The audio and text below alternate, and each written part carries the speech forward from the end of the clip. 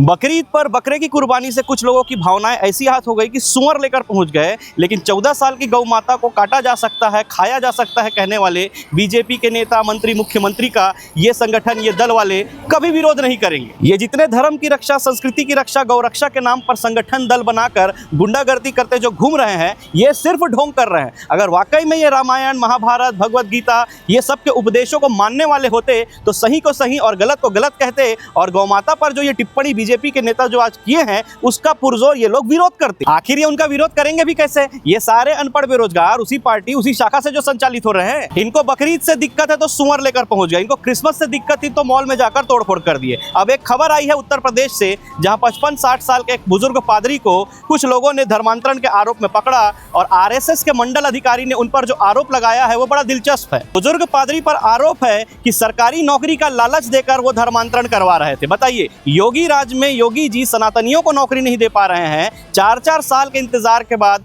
लेखपाल की परीक्षा होती है, उसका पेपर लीक हो जाता है, पेपर रद्द हो जाता है। ऐसी परिस्थिति में वो पादरी सरकारी नौकरी का लालच देकर धर्मांतरण करवा दे रहा है। बताइए, पादरी ना हुआ योगी जी का कोई रिश्तेदार है? ये आरोप हजम कीजिए, क्योंकि एक और आरोप है कि सुंदर लड़कियों का झांसा देकर युवाओं का धर्मांतरण कराया जाता था। ये भी हजम कीजिए, क्योंकि वो पादरी ना हुआ, कोई मैरिज ब्यूरो का एजेंट हो गया। आरएसएस के मंडल अधिकारी ने पादरी पर एक और आरोप लगाया है कि जब उनके संगठन ने उनको पकड़ा तब पादरी ने पूरी भीड़ के साथ गाली गलौज की। मैं आपको चुनौती देता हूं, अगर आपको 10 लोग घेर लें तो आपके मुंह से एक गाली निकल कर बता दे तो मैं मान जाऊंगा, लेकिन एक 55-60 साल का बुजुर्ग, 50-100 लोगों ने जिसे घेरा हो उसके मुंह से क्या गाली निकलेगी? लेकिन आरोप है, इसे हजम कीजिए, क्योंकि सत्ता इनकी है, शासन इनका है, कानून इनका है। देश में आर्थिक चुनौती के बीच में ये जो धर्म की अफीम, धर्म का जहर के नाम से जो अराजकता फैलाई जा रही है, इस पर कोई नियंत्रण नहीं होगा, क्योंकि सत्ता और ये जहर दोनों अनियंत्रित हो चुके हैं। इसी का परिणाम है कि एक 17 साल का बच्चा जो अपने रिजल्ट से संतुष्ट नहीं था, उसने एक ट्वीट का कर लिया,